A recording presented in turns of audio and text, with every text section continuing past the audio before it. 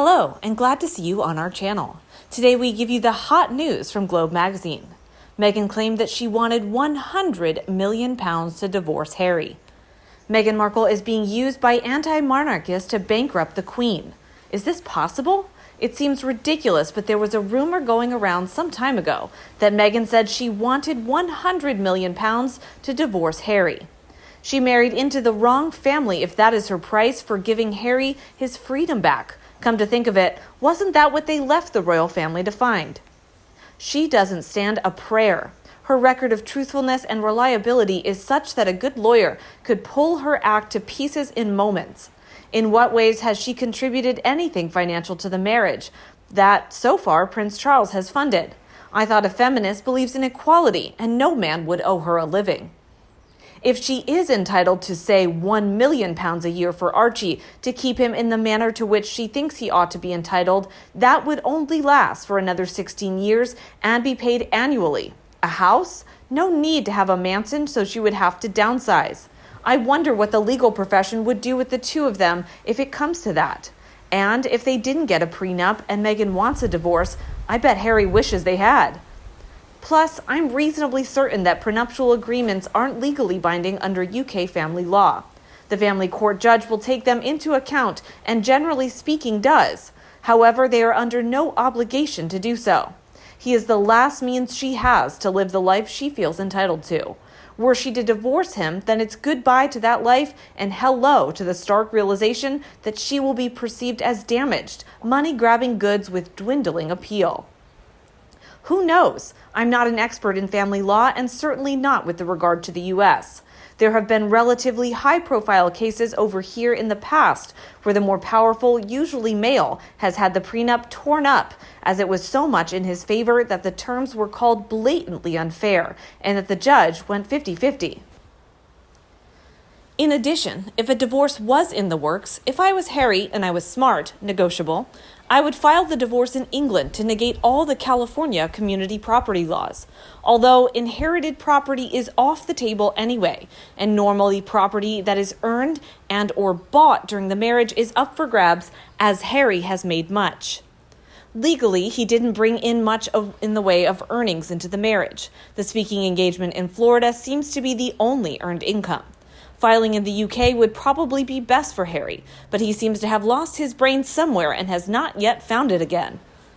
If there is a divorce, so hope the royal family find the best attorney. He would never be able to claim emotional abuse. I'm sure Meghan Markle has that covered. It's more likely she will claim emotional abuse. And Archie, is there really such a child? After seeing picture of her pregnancy, I thought she wasn't and used a surrogate, but now I don't even believe that. We've seen the picture that they say are Archie, but are they really? Her Majesty the Queen didn't come to the christening, and maybe for a better reason than she gave. I wish someone would dive into this and find out the whole truth and nothing but the truth. Another royal expert said, I wonder if Meghan has considered getting a divorce from Harry and marrying a foreign royal. If she can find another single, kind, wealthy royal male who is either the monarch or high in line to become the monarch, she could marry him. She would then be wealthy, famous, and queen consort. As queen, she would be in an excellent position to modernize the monarchy. She could do anything, anytime, and any way she wants, and not be chastised for it. Everything would be about her.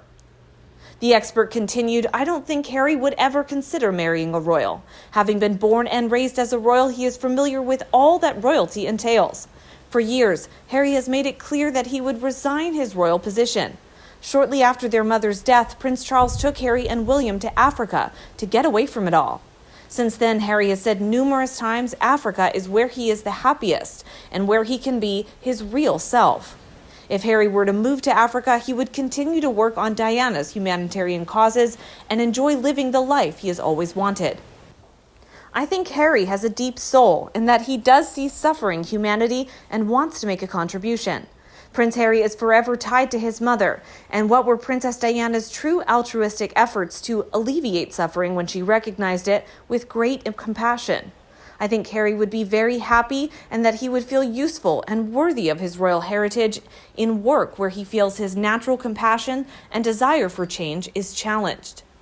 Why do commentators feel the need to assert their opinion on Meghan Markle and Harry's relationships when they have no clue what goes on behind closed doors in the monarchy and the real relationship dynamics with the royals beside media coverage? Sadly, we are hooked because that is what they want us to be. Well, at least Meghan wants. If we are to believe him, Harry wanted to escape the royal family in order to live a private life, away from the photographers. But that wasn't what Meghan wanted, and, as we know, what she wants, she gets. She proudly claimed to be the most trolled person in the world last year. She had declared she wanted to be the most famous person on the planet, and she's just about made it. She has achieved her ambition not through selfless kind deeds, but through manipulation of the media and outrageous behavior. And we buy into it because most of us find it difficult to believe that anyone can be so disrespectful and blind to the way in which her actions impinge on the lives of those in her path and get away with it. She has no care for the effect she has on others. She will ditch people who are no longer useful to her in a single-minded pursuit of fame and wealth beyond imaginings. Lockdown has managed to lower her trajectory. Instead of the invitations to wonderful A-list parties and red carpet events she is expected to flood in, she has been reduced to asking for crumbs at conferences and seminars, such as Girls Up and the 19th. She has showed herself to be a poor scriptwriter and an even worse public speaker. She may have signed them up with an agency, but there have been no announcements that the huge sums they asked for are in the offing. So why do we assert our opinions of Meghan and Harry? Because they want us to, is one answer. Because they do everything in their power to ensure their names and faces are constantly in front of us. And only by being talked about all the time can Meghan retain her position at or near the top of the trolling tree, the most famous person in the world. She has succeeded in achieving her ambition. What happens when she finds it is a hollow crown is anyone's guess. But I'm sure many of us will be there, watching. Some royal fans also said, "I'm truly sad that Harry doesn't have a clue what has happened to him, and that he is stuck in a perpetual cycle of angst, but the shenanigans and debacles that Meghan stirs up, I find very entertaining. The only problem is, like Harry, she doesn't realize that people are laughing at her, not with her." Because we're all human and everyone pays attention to a train wreck in progress, I think it's horrified fascination that one pot, two people who had so much going for them can get it so wrong. I guess it is the same feeling I get when I see people discussing a non-existent train wreck based on tabloid stories and bully boy-girl gossip. If the Sussexes are on a train wreck, then let me buy a ticket and hop on board to join them. They are far more interesting than the royal family, and they work harder towards their goals of philanthropy. They are very popular outside the UK, and America has welcomed the couple where Harry's country of birth hunted them out with their vicious tabloids and social media hacks. They are working on the Netflix contract to earn their own way, and they also get to have a private life. Wow, I really want on that so-called train wreck. It's a train wreck to fame and fortune and a happy, fulfilling life. You can laugh all you like, but hating on this couple will only make your life more miserable.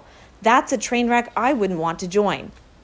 Perhaps Meghan knows the British family is beloved by many, so that it makes a good target for her to use to attract the attention she so desperately craves. But that is what she wants, and that is how she did it. Simple enough? How many of you believe that? Because Meghan was allegedly targeted by tabloids that she can never be accused of targeting anyone or anything thereafter. Only one party can ever be guilty? And weren't the newspapers doing their usual job? Other royals managed to deal with it. If they don't think they can, they don't commit to marriage, because that would be dishonorable. I see why so many are so easily led. Hypocrisy is when you damn someone for something which you yourself do. How about you? What do you think of Meghan claiming that she wanted £100 million to divorce Harry? Please let us know in the comment section and discuss them together.